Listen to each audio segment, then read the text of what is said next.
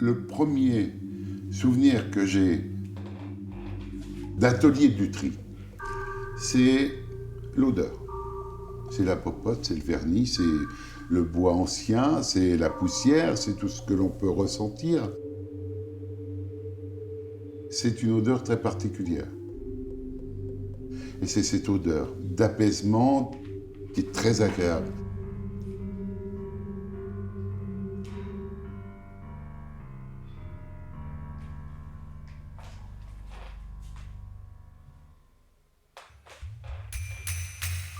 J'avais jamais imaginé, avant l'âge de 15 ans, d'être luthier. Jamais. Quand papa m'a demandé « Qu'est-ce que tu veux faire ?» Je veux être chef cuisinier. Il m'a cherché un apprentissage. J'avais 14 ans. Un chef très dur. C'était plus de 80 heures par semaine. Je gagnais 5 francs. Ça ne me payait même pas le bus pour aller travailler. Et un samedi matin à 9h30, je me trouve dans l'atelier de mon père. Il était en train de faire ses comptes, assis, et il me dit « Qu'est-ce que tu fais là ?»« Je veux être luthier. » Mais quand c'est arrivé, le 27 septembre 1969, qu'on est arrivé à Mirecourt, petite ville de 3500 habitants, le dimanche, il n'y a personne dans les rues, ça fait peur. Ça fait très très peur. Et ça a été une révélation.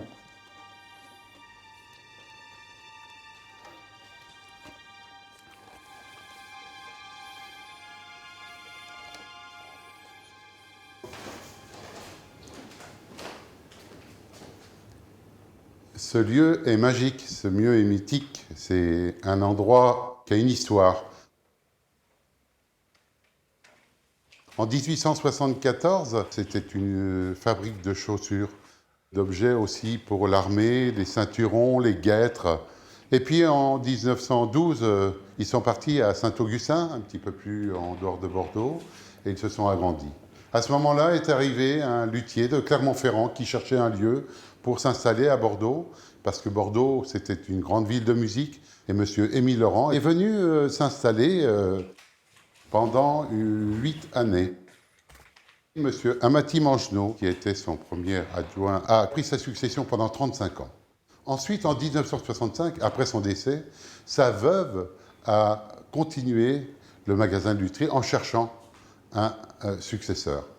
Et puis, mon papa, qui était un maître luthier, qui était resté une vingtaine d'années dans les ateliers d'Étienne Vatelot, a pris son envol et a trouvé cet endroit charmant. Il a pu s'entendre avec Madame Mangenot.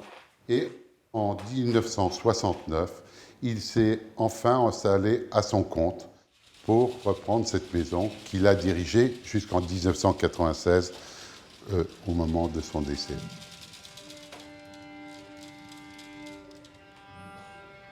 Il est magnifique. Vous l'avez acheté en 55 ? C'était le cadeau de mariage de mon père, alors pour ça c'est précis. Bon, alors c'était ça. Et quelle année il est marqué ? Il est marqué 1700. Regarde ça parce que tu n'en verras pas deux dans le monde. ça c'est un instrument, hein, ça fait partie des beaux celui-là. Ça c'est un bel instrument. Et qu'est-ce que vous voulez que l'on... Il faudrait mettre Ré et Sol olive. Olive, d'accord. En plus, j'ai des concerts dans 3 semaines, là, malgré mon grand âge. Ça forme la jeunesse, hein. C'est vite Alzheimer, paraît-il. Ah ben, écoutez, je crois que... Bon. Et puis vous sortiez d'un Gragnani, hein, vous m'avez dit qu'il était un petit... Non, oui, je sortais d'un Gragnani. Oui. Mais il y avait le choix entre ça et un Voilà, Gragnani. mais vous aviez un Gragnani avant. Alors, tu sors c'est un olive, mais est-ce que c'est un argent ou un aluminium? Vous jouez argent, donc le rose. C'est mieux, ça sera plus en accord avec. Vous voulez qu'il vous les monte? Oui, hein, s'il vous plaît. Et pour le la et le mi? Il y a besoin? Non, mais c'est vous qui dites. Qu'est-ce que vous jouiez d'habitude? Mais je ne joue plus que celui-là. Merci. J'aurais eu ça quand j'avais 20 ans, j'aurais probablement pas mal du violon. Ça ressemble à un Sartori, mais c'est presque... Non, c'est Thomas Schweik. Vous l'avez joué, hein? Regarde. Regarde la tête. Regarde. Parce que vous l'avez bien patiné. Ah, j'écoute, c'est un Sartori. Hein. Quand j'étais petit, mon père voulait jouer avec nous, donc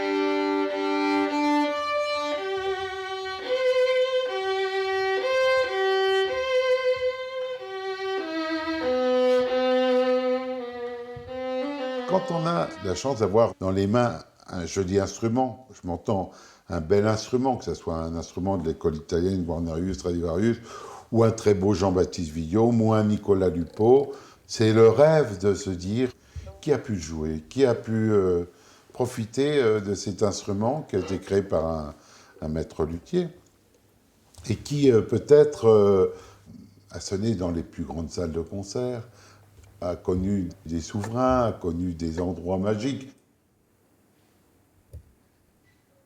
C'est vrai que c'est toute l'histoire.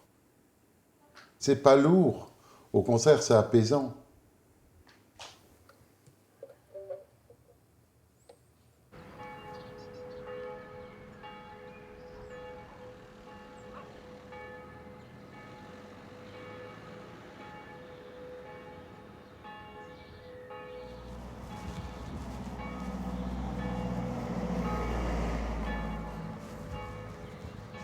Eh bien, la voilà. Le 10 de la rue du Colonel Mangin à Mirecourt, c'est ma maison familiale, là où je suis né il y a plus de 65 ans. Dans cette chambre, la chambre de mes grands-parents, ma mère, ma sœur sont nés ici également, mais ça donne beaucoup d'émotions parce que la façade a changé, mais le lieu est toujours le même. Et puis j'ai été apprenti pas très loin, à 30 mètres d'ici pendant 3 ans, et je suis passé régulièrement devant cette maison.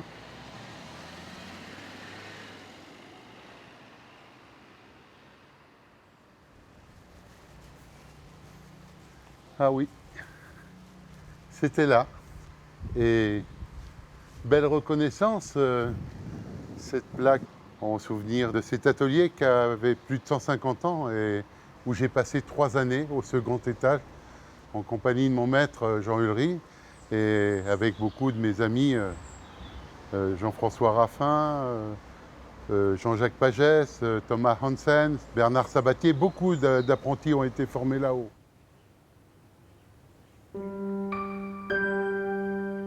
Donc ça vous ennuie pas qu'on jette un... Je veux pas... je vais vous laisser monter, excusez-moi. Ah, c'est sympa. Non, rien. Ah ouais, ça a complètement changé. Bien sûr, mais c'est bien, bravo. Hein. Du côté-là, vous faisiez rien, vous Non, non, mais c'était le grenier. Mais le grenier, vous avez tout débarrassé. En haut, il y avait des petites planchettes, oui. Ah ouais, Il y avait plein de petites planchettes. ça sentait le Oui. bois ancien. Hein. Ouais. Ah, c'est sympa. C'est le seul, les Ouais. seuls vestiges qu'on a Ouais. retrouvés, Ouais. nous, ici. Ah ouais, Parce que c'est ici, c'était super. déjà nettoyé, quoi. Bien sûr. Non, mais c'est très gentil hein, de nous avoir fait voir ça parce que au moins je ressens quelque chose, sauf que les fenêtres sont plus Elles sont- modernes et fermes parce que nous, Ah il oui. faisait froid, c'était très dur, assez dur, mais Bah, l'été, Bon. il devait faire chaud et l'hiver, oh très là froid. là, quoi. qu'est-ce qu'il C'est- faisait chaud. Et puis c'est vrai que, mais bon, on se plaignait pas, c'était une époque, on était bien. À New York, René Morel, que ce soit à Amsterdam, que ce soit au Danemark, tous les plus grands luthiers qui sortent d'ici. Quand vous aviez une formation ici, ben, c'est comme si vous sortiez, je vous dis, chez Bocuse ou chez un grand cuisinier, un grand maître. C'était Ah, un c'est grand bien, maître, c'est vraiment. bien de le Ouais. savoir, oui. Ouais, ouais. Parce qu'on savait pas, non, Sympa. mais on ne connaît pas trop. Enfin, Non, on non. savait qu'il y avait eu des luthiers, mais après, Ah ouais, bon, ouais, voilà. si. Et l'atelier, il avait 150 ans passé, quoi. C'était Charotte qui avait fondé. Oui, ça, on savait, Ouais, oui, on ouais. avait vu. Vous avez fait beaucoup de travail et c'est très chouette. Ici, pour vous dire, ici, il est là. Il travaille là. Là, je suis avec lui. On est là. La fenêtre, elle est là. Ah oui, d'accord. D'accord? Là, on est là. Ah, Ici, tous les deux. C'était sa place. Jean-François, vous voyez là. C'est de la photo là, je crois. Ouais, Jean-François Raffin, le plus grand archetier au monde. Ah oui? Ici, on était là, tous les deux, ici. Ah d'accord. Comme ça, voilà. Ici, il était là, Aix-en-Violoncelle. Et donc, il y avait un autre établi qui était ici, là, sauf que c'était pas distribué pareil.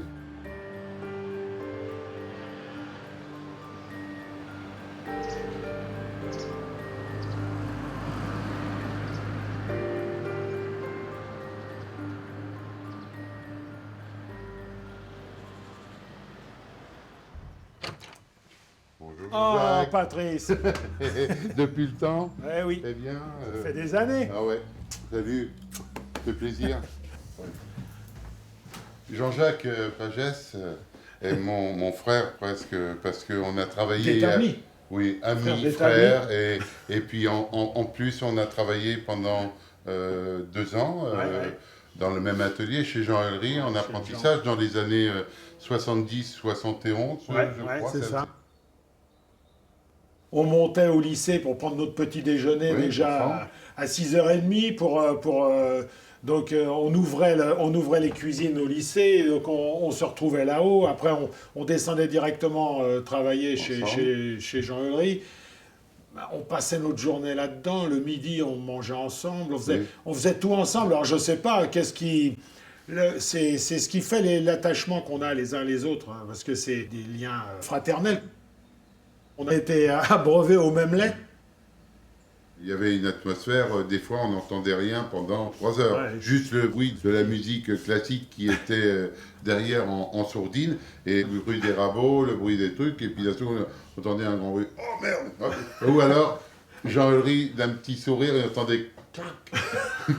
Il était là, il faisait un petit sourire. Bon, il y en a un qui avait cassé une écuisse sur le truc, qui s'énervait après son bout de bois, et puis, mais jamais une remarque, ouais, qu'est-ce que tu as fait? Jamais. Hein, c'est vrai qu'il n'avait jamais un mot méchant ou un truc. Il parlait fermement, il était. Mais c'est vrai que nous, on a passé des années, alors surtout tous les 3, avec Serge, hein, qui était Serge le plus aussi, jeune, ouais. Boyer, Jean-Jacques, et puis après Bernard Sabatier. Donc on était ensemble, on avait chacun notre caractère, et il n'y avait pas de différence d'âge, de catégorie sociale. On était tous au même niveau, et on partageait tout ce qu'on avait, autant le travail que les loisirs, il n'y avait aucun, quand on pouvait aider quelqu'un. Surtout qu'on était seuls. Oui. Et parce que aujourd'hui, je sais plus, ça se fait quand même pas trop. Là, on était seuls longtemps. C'est-à-dire qu'on rentrait pas tous les week-ends chez nous. Non. Ce qui fait que des fois, il y avait quand même des coups de blues. Et il y avait des relations qui étaient très très étroites. Hein. Là, Patrice, ça faisait un moment que je l'avais pas vu ici, en chair et en os, puisqu'on s'entendait seulement au téléphone. Mais je veux dire, tous ces gens, on les a dans la tête en permanence. On est marqué par ces images, on ne peut pas les oublier. C'était une période bénie, même après, quand on est tous retournés à Paris pour travailler. L'ambiance, elle était la même sur Paris, où on se retrouvait dans les mêmes cafés le soir en sortant du travail, on se retrouvait chez Bernard Milan, on se retrouvait chez Camurin, on se retrouvait... Il y avait... bon, c'est l'époque aussi où le groupement des luthiers de France, c'était 40 personnes. Hein. C'était tout petit. Et ça représentait la France entière. Donc moi, je sais que le métier, il m'a fait exploser. J'ai jamais eu un moment de doute, puis même de dépression quelconque ou de déprime dans mon métier. Sitôt qu'on est à l'établi, c'est reparti. On vit avec ça. C'est une aventure qu'on peut souhaiter à d'autres. Parce que c'est fondamental pour la vie d'un homme, hein, c'est extraordinaire.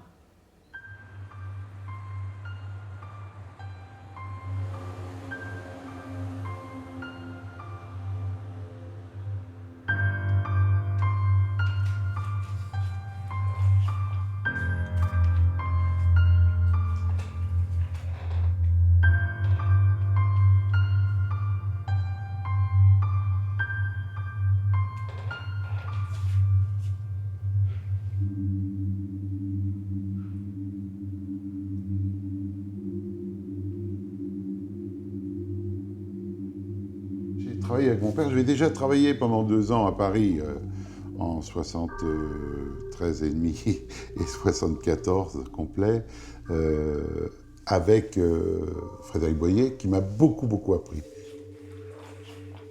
Mes parents étaient divorcés, et quand mon père est arrivé à Bordeaux, on nous a demandé avec qui voulait-on vivre. Moi, je dis avec mon père. Ma sœur a dit avec mon père aussi. Il nous a élevés seuls. C'est un homme qui s'est sacrifié un peu pour nous, qui a laissé un petit peu sa vie d'homme entre parenthèses,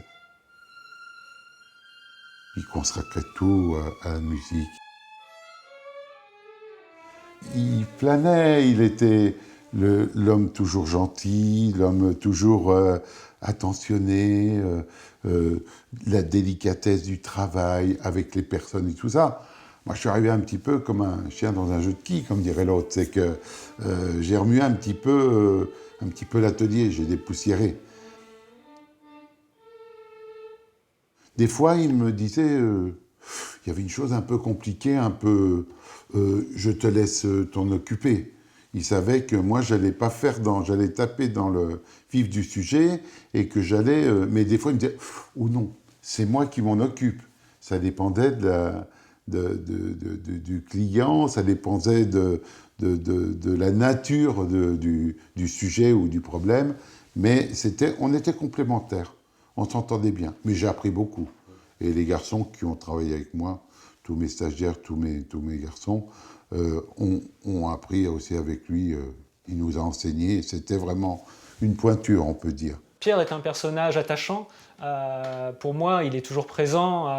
C'est vraiment le premier homme avec qui j'ai eu l'occasion de travailler en atelier. Et vraiment, j'ai été accueilli comme si c'était une famille. Il y avait certes le père et le fils, mais on sentait la bonne humeur et le côté familial qu'imposait d'une certaine manière Pierre Taconnet à son atelier. Mon père, c'est un homme qui a travaillé, j'ai eu la chance de travailler chez Étienne Watteau, surtout les plus beaux violons et les plus grands musiciens du moment. Yehudi Menuhin, Isaac Stern, Mislav Rostropovich, Pierre Fournier, Maurice Gendron, Arthur Grumiaux, grand violoniste belge. Et c'est vrai que c'était une complicité ensemble avec ces gens-là. Pierre et Étienne, ils se sont rencontrés dans les années 1947 en apprentissage à Mirecourt. Il y a eu un déclic un petit peu entre Étienne et mon père. Et puis après, ils ont développé petit à petit une complicité pendant 19 ans. Ils étaient complémentaires. Étienne était un garçon très chaleureux, très ouvert, qui parlait très bien. Mon père était plus réservé. C'était le Manuel. Il avait ces gens qui venaient le voir, mais il était très très discret.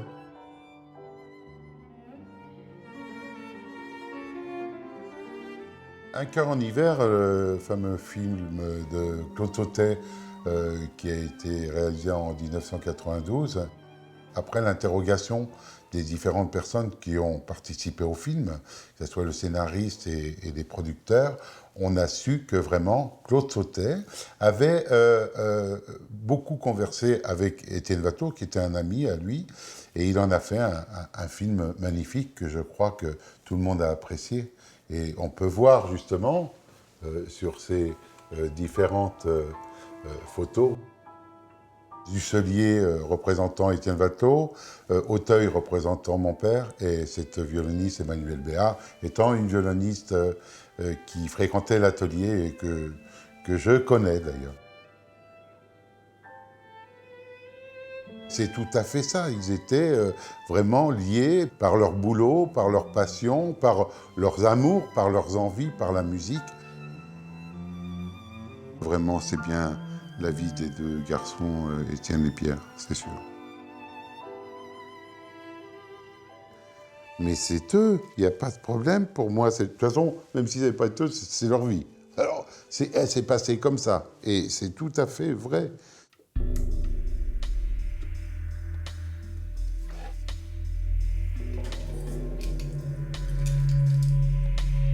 J'ai rencontré Pierre, le père de Patrice, lors de mes études à Mirecourt. Et de ce fait, j'ai pu rentrer ensuite dans leur atelier en 1984.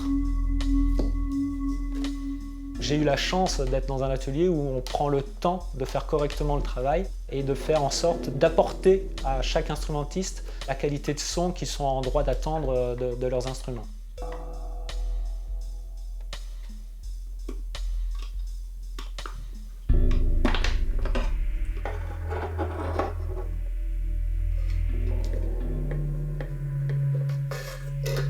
Très jeune, peut-être en voyant mon père travailler le bois en tant qu'amateur, eh bien, je le voyais faire et j'avais donc envie de travailler le bois. J'avais pensé faire l'école Boulle. Puis finalement, j'ai eu l'occasion de rencontrer un ébéniste qui avait des apprentis, dont un qui m'a parlé de l'école de Mirecourt, de lutherie. Et j'allais faire sonner du bois. C'est la seule chose que je savais de ce métier.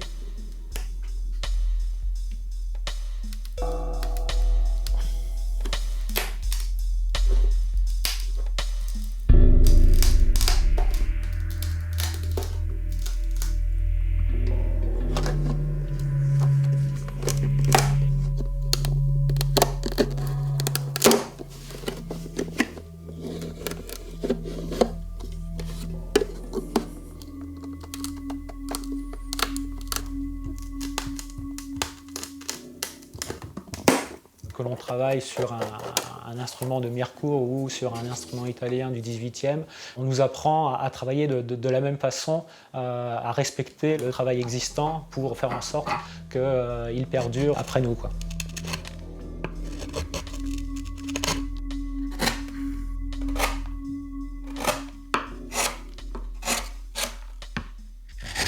Moi, j'ai pu me passionner pour la restauration, tout en voyant Patrice fabriquer ses instruments, me demander mon avis sur la façon dont sa tête tournait alors qu'il était en train de la sculpter. Donc tout ça, c'était une relation qui progressivement est devenue une relation amicale au lieu d'être une simple relation employé-salarié.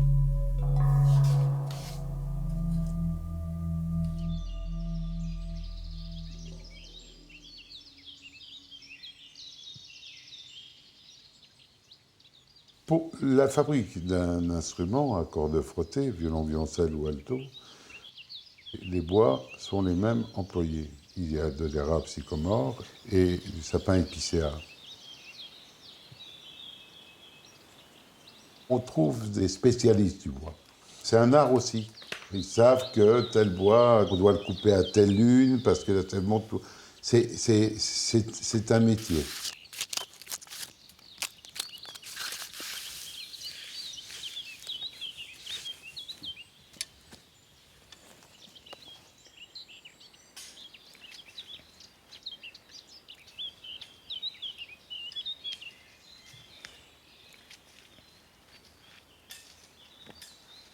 Quand j'arrive au pied d'un arbre, bon, déjà pour que j'aille au pied d'un arbre, ça veut dire qu'il faut qu'il m'appelle quand même. Je ne vais pas aller comme ça au pied des arbres. Donc il faut déjà qu'il me tende une perche quand même. Donc c'est pas tous. Et puis une fois qu'il m'a interpellé, il faut qu'on discute un coup, il faut faut que je regarde et puis je peux avoir une petite idée derrière la tête. Est-ce que déjà il correspond objectivement à ce que j'ai besoin de faire ou envie de faire? Est-ce qu'il est assez gros? Est-ce qu'il est assez droit? Est-ce qu'il a trop de défauts? Est-ce qu'il a suffisamment de qualité? Etc. Et l'arbre, il a cet avantage sur nous, c'est qu'il passe d'une vie à une autre. Moi, je ne suis pas triste du tout de voir tomber un arbre, de le voir abattu et de la voir arriver à la scierie. Il a la chance d'avoir un nouvel avenir. Donc on a la chance, nous, de pouvoir y participer, de leur donner la possibilité de parcourir le monde, d'aller sur un atelier à Mirecourt, à Londres ou ailleurs, et de devenir autre chose. Et le luthier va encore participer à ça, puisqu'il va donner la possibilité à cette pièce de bois de devenir un instrument qui, sous les doigts du musicien, va transmettre des émotions, des souvenirs, Et je trouve ça époustouflant, quoi. La trace que ça laisse, quoi. Donc on est quelque part des passeurs. Et ça ne s'arrête jamais, en fait. Puisqu'avec les techniques d'aujourd'hui, on peut encore entendre ces arbres chanter, parcéder, etc. etc. Et avant, je pensais qu'il y avait des bons bois puis des mauvais bois. Et puis aujourd'hui, on s'aperçoit qu'il y a énormément de luthiers qui arrivent à utiliser des bois que moi je croyais moyens pour en faire des merveilles. Donc je pense que je dois aussi, moi, mettre en valeur autant que possible des qualités qui pourraient paraître moyennes chez un arbre improbable, et puis arriver à en tirer l'exceptionnel, le côté très particulier, ou trouver le client qui va en face. Parce qu'il y a aussi ça, il y a aussi beaucoup de personnalités différentes dans nos clients. Et je pense qu'il y a du bois pour tout le monde.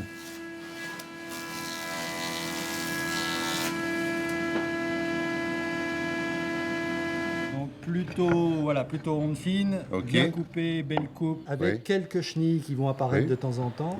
Et puis c'est un bois qui est assez léger, qui est intéressant. C'est très clair, très précis. Puis sonne déjà tout de suite, ouais.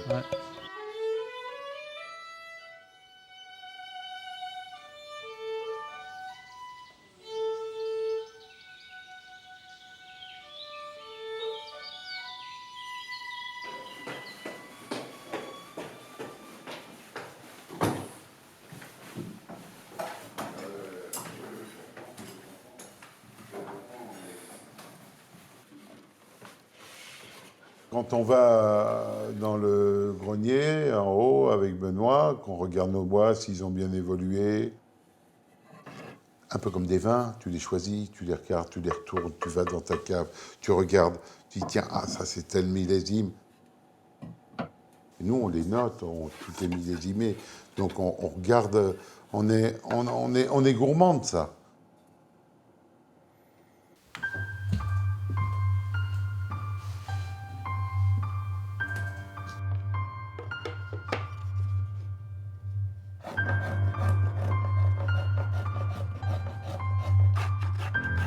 Quand on fait sonner le bois, on le prend délicatement, on passe les doigts dessus.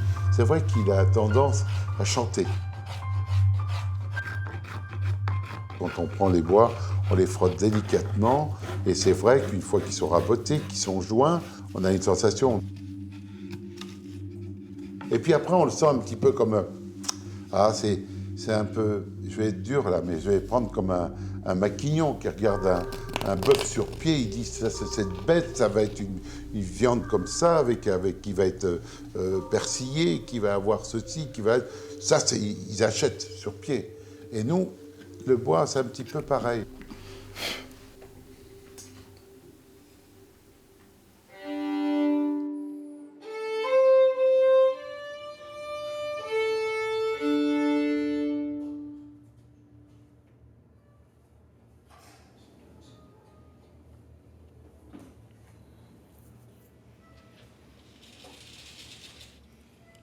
Le premier souvenir de cette maison, 1967. J'arrive avec mon père dans cette vieille Dauphine qu'on avait à l'époque. Nous mettions 8 heures pour descendre. Ce n'est pas le monde qu'il y avait, c'est que ça n'avançait pas. C'était la nationale. Et on est arrivé dans cette maison. Ça faisait un petit peu peur. Tout était gris, n'avait pas été refait depuis longtemps. Nous venions pendant 3 semaines, les vacances de mon papa, pour donner un coup de peinture, faire les papiers peints, travailler 8-10 heures par jour pour que la saison d'après, la rentrée au mois de septembre, mon papa puisse recevoir ses clients.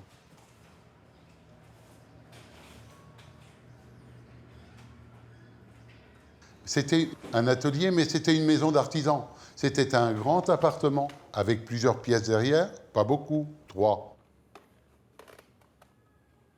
La chambre à mon père, qui est maintenant mon bureau. Après, c'était la chambre à ma sœur et la mienne. Ensuite, il y avait la salle à manger, cuisine. Les douches se trouvaient à l'extérieur. On allait rue d'Ancel-Pénard aux douches publiques. On vivait comme ça à l'époque, des vrais artisans. On était des artisans.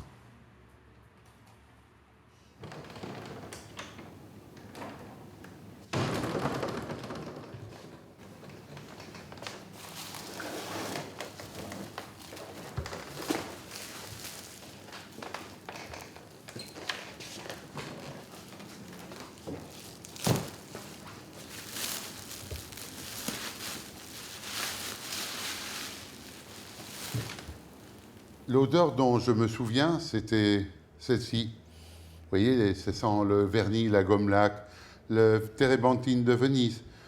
Ce vernis a été fait en 1932 par Amati Mangenot. Si j'ai l'occasion d'avoir un instrument, et j'en ai souvent, de M. Mangenot, j'ai la possibilité de faire des raccords avec le respect de l'instrument et de pouvoir remettre le vernis d'origine. Là, ils sont emballés, parce que très, très, très bien emballés pour éviter justement, lors du déménagement, de nous trouver avec des verres cassés.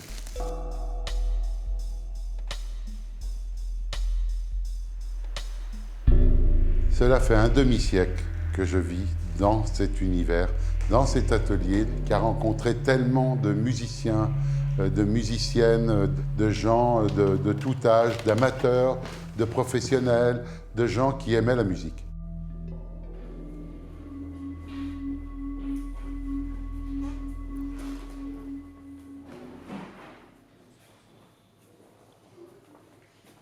On aurait pu penser, tout comme mon père, finir sa vie ici et que l'atelier soit repris, certainement par Benoît Guilbeault, mon assistant, et ce que j'aurais aimé.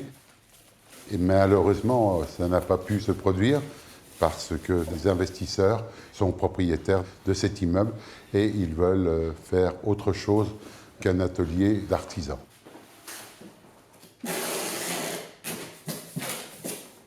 Et c'est vrai que c'est très délicat d'avoir à faire un deuil. Et je fermerai pas la porte à clé.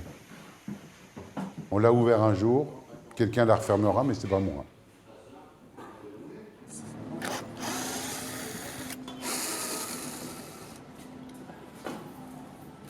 Tu la prends? Voilà.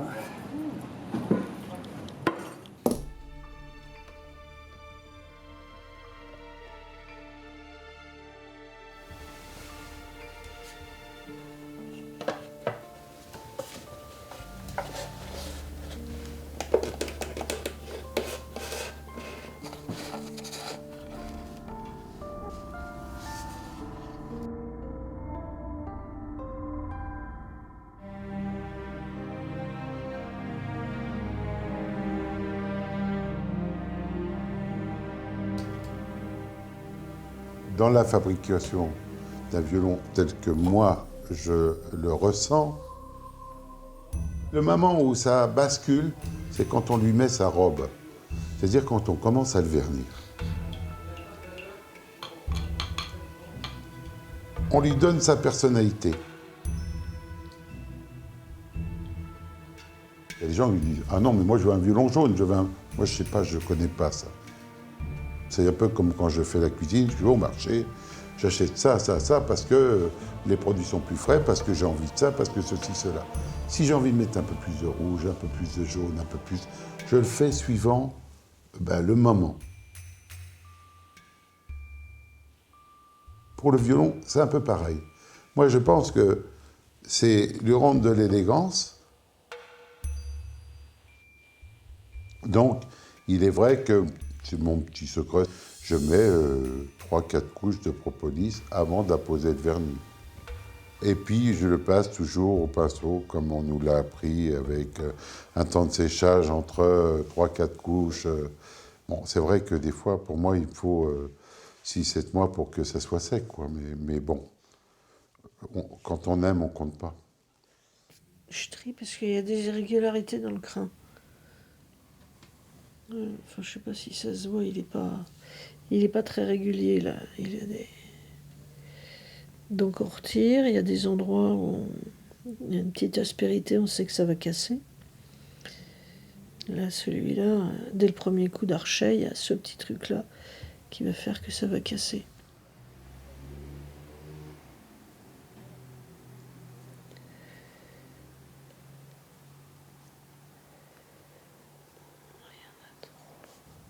Bon, puis il y a un moment où il faut s'arrêter quand même, mais...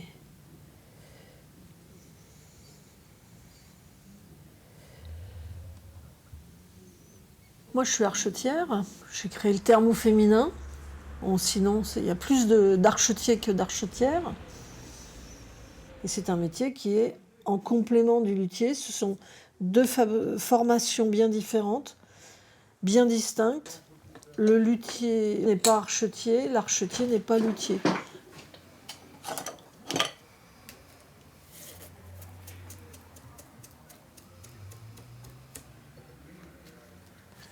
Patrice, je l'ai connu.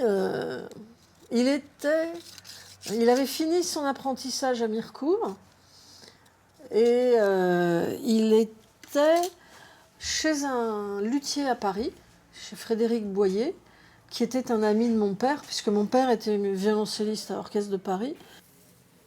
Et c'est comme ça que j'ai connu Patrice. Au début, quand il a su que je rentrais à l'école d'archéterie, qui était la seule en Europe à ce moment-là, il a pris un malin plaisir à me faire croire que le matin, on faisait une petite pause à 10h et qu'on mangeait les petits pâtés lorrains avec un verre de blanc, parce que le verre de blanc, c'était obligatoire. Donc, bon, je me suis quand même un peu douté qu'il y avait peut-être un autre breuvage à boire à 10h du matin, que ce ne serait pas une obligation. Mais ça a été la première fois que j'ai vu Patrice.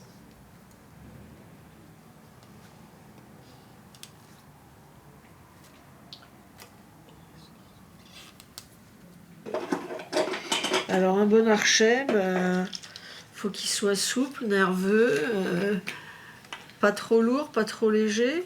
Alors là, le poids, ça se joue sur un petit gramme parfois. Et puis néanmoins, c'est pas toujours l'archet qui va être le plus lourd sur la balance, qui va être ressenti comme tel par le musicien. C'est une question de répartition de l'équilibre. Et l'archet, c'est beaucoup plus complexe que le violon.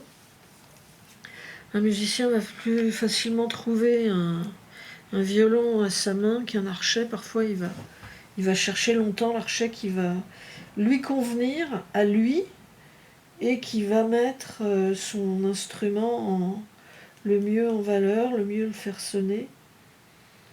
Donc, c'est ce qu'on peut appeler un mariage à trois, et en général, c'est pas évident. Mais c'est ça qui est chouette aussi. Voilà, donc là, il va être prêt dans quelques heures. Une fois que l'eau se sera évaporée du crin, il sera prêt à jouer.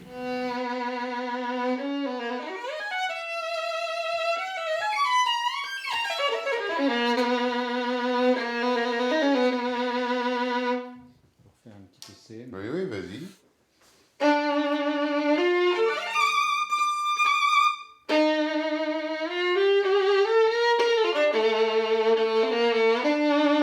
Encore la même chose.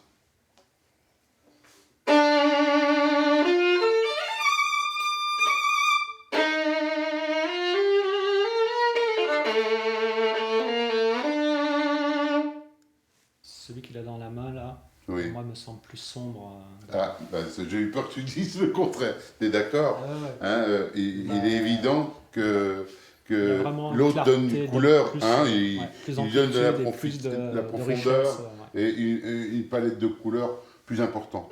Il bonifie le son du violon. Alors, comme je lui demandais, c'est surtout au point de vue technique, s'il n'est pas gêné, parce que c'est deux baguettes complètement différentes. Puis, bon, maintenant, tu le maîtrises quand même parfaitement bien, et c'est important de faire corps avec son instrument. Entrez. Et bonjour, Sylvie. Oh là là. T'imagines combien d'années qu'on ne s'est vu? Oh là là. Ça fait plaisir. Mais oui, ben merci de ta visite d'abord. Oh, écoute. Vas-y, je t'en prie. Viens. Oh là là. Eh Ah, oui, c'est la les première gens. fois que je viens chez toi, hein. Ben oui, Oh là c'est là. mon nouvel atelier. Et, tu vois, Super. ça, on est pas mal installés. Aïe, aïe, aïe. C'est Tu sympa. travailles toujours, toi, Ben alors? oui, parce que je suis un peu à la retraite, mais je suis un travailleur retraite actif. Ah, Et nous voilà. souvenir, tu vois, Oh, tu te rappelles? super. Oh, bah si, je me souviens. Tu Ça, parles d'une ça, mission. c'est une mission, ouais. Une belle Aïe, mission. aïe, aïe. On était jeunes. Ben oui. T'avais c'était moins de ça. ventre. Oui, un petit peu. Mais T'avais un peu plus de cheveux, non, même pas de trop, barbe. voilà. Tu vois, moi, dans mon souvenir, j'étais persuadée que tu étais déjà expert. Mais c'est pas vrai. J'étais expert aux douanes. mais Ah pas, oui, c'est pas ça. la cour d'appel. C'est Et ça. suite à cette mission que tu m'as donnée, bien sûr, ça m'a ouvert une porte et on a pris au sérieux, je veux dire, mon savoir. Ah oui, quoi, je veux dire. oui. C'est important. Hein. Mais assieds-toi, Ah, je t'en prie. super, merci. Assieds-toi, Merci. assieds-toi. Pardon. Ah, ça fait drôle. Bah oui, ça fait 24 ans 24 ans 24 ans, ça passe. Hein. Comment est-ce qu'on Alors, est venu te comment chercher? tu es venu? C'est parce que j'ai vu que moi qui étais nommé par des assurances pour voir s'il y avait des instruments que l'on retrouvait, ou des archers, Mathieu, j'ai vu que ces hommes remettaient des fois des instruments qui ne correspondaient pas avec les dires de ces personnes qui venaient visiter.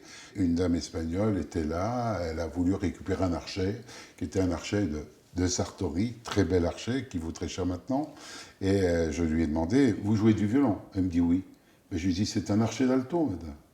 Ah, excusez-moi, s'il vous plaît. C'était tout à fait le début de l'affaire, puisque à l'occasion de la perquisition qu'on avait effectuée chez cette mise en examen, Et il y avait 1100 violons, 1000 archets et 26 violoncelles. Il y avait quand même de très beaux instruments. Tous ces instruments avaient été recélés par cette personne que tu as mis en examen. Et sur ces 4800 personnes, Ouais. j'ai rendu 128 instruments et archets, effectivement, à des gens qui m'ont apporté la preuve qu'ils avaient été... d'accord, on n'y connaissait rien Bien et sûr. on continue à rien y connaître en matière de violon, Bien sûr. mais on pouvait évidemment pas se passer d'un expert. Oui. C'était une très belle affaire pour la BRB, un joli sujet pour toi qui changeais. Et une occasion d'aller au Japon. Voilà, on est parti pendant presque 2 semaines au Japon. Donc mon rôle était de déterminer si les papiers que l'on me présentait étaient bien en rapport avec les instruments qui avaient été fournis, vendus et commercialisés au Japon. Et quand je suis rentré à Paris, Madame Pence m'a demandé de repartir aux États-Unis avec 2 inspecteurs pour expertise à Chicago, Washington, Boston, avec les agents du FBI. Et puis ensuite, quand je suis rentré, Madame Pence a rendu son jugement et c'était une expérience quand même assez unique. Ce qui m'avait fasciné, c'est vraiment la gourmandise avec laquelle je le voyais regarder un violon et avoir hâte de le prendre, de l'observer, de le démonter. Je ne sais même pas si je l'ai entendu jouer du violon. C'est terrible, ça. Je redoublerais bien avec Patrice Taconnet, parce que moi, maintenant, je suis en fin de carrière, mais j'aimerais bien le revoir pour qu'il me réexplique.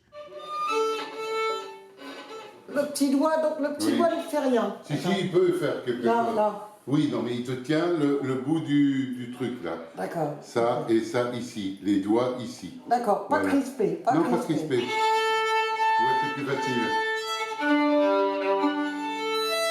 Et tes doigts bougent. Bien sûr. Alors quand tes doigts bougent, ton violon il tombe. Non, parce que tu veux te dire normalement avec ton menton. Ah d'accord. Ah oui, oui, c'est tout... c'est- Quand est-ce que je fais mon Non. premier concert?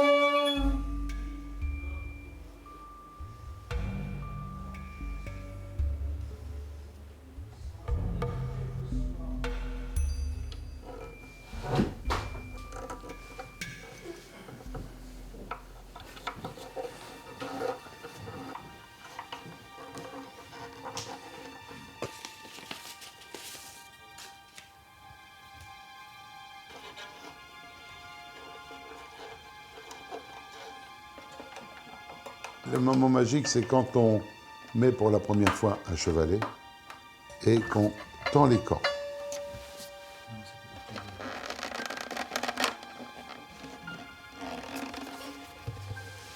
Et là, le premier cri provoqué par l'archet, par le musicien, on a l'impression que c'est le cri d'un enfant qui vient de naître. Il y a une émotion, il y a quelque chose. Ah, c'est quand même toi qui l'as fait. Maintenant, à savoir comment il va être apprécié, comment il va sonner, comment... C'est les premières remarques. On a moins d'appréhension quand on a un petit peu de métier, mais je peux dire que les premières fois, on a la larme à l'œil parce que Ensuite, tu vois, ça c'est encore un que tu as fait, c'est encore un de tes enfants.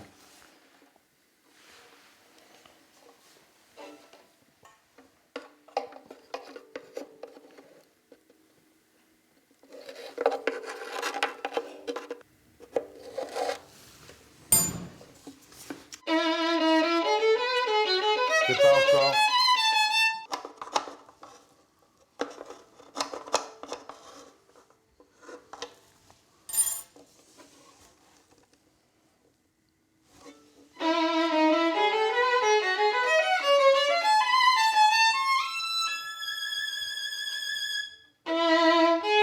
C'est la bonne direction. Hein. Oui, parce que il y a moins de différence.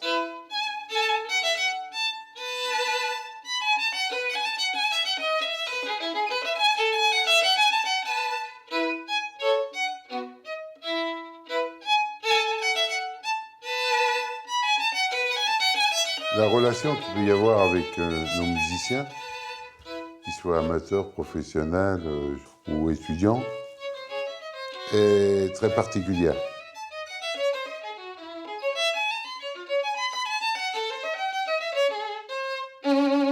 On est un peu comme des médecins de leur violon, mais des fois, on est des médecins de leur pensée, on a un petit peu des psys, hein, des fois.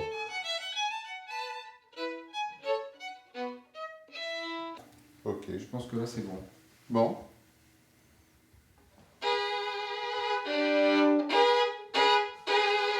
Quand on fait des réglages, tu as des gens qui vont te parler de leurs problèmes personnels, de leur famille, de leur compagne, de leurs compagnons, de ce qu'ils peuvent ressentir.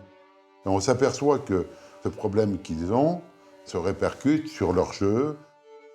Donc tu prends l'instrument, tu le gardes un peu, tu le donnes moi à Benoît, il s'en occupe, il ne rien les écoller, tout ça.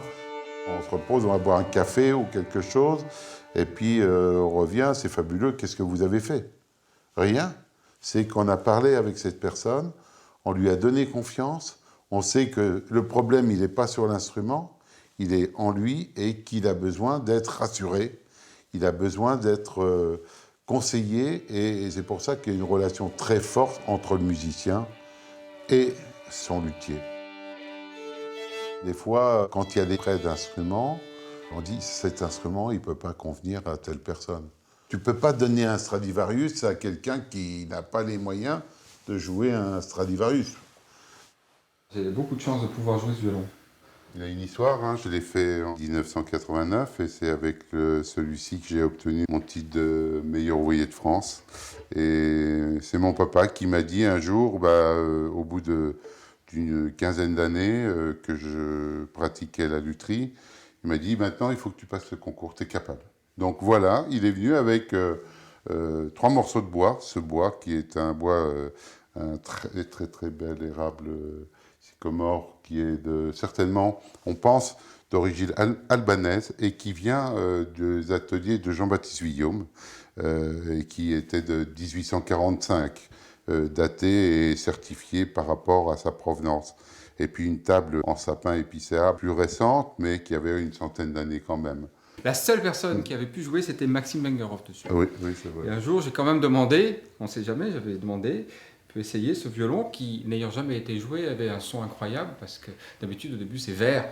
Il faut des mois, il faut même plusieurs années avant de connaître vraiment un instrument et d'avoir une sonorité, j'ai pas envie de dire définitive, mais quelque chose qui permette de jouer en concert et pas quelque chose qu'on est obligé de rôder, quoi. Et ça a fonctionné tout de suite, ce qui était assez incroyable. Et puis, comme j'ai entièrement confiance en Stéphane depuis très très longtemps, j'ai dit, s'il y en a qui doit le jouer, c'est lui.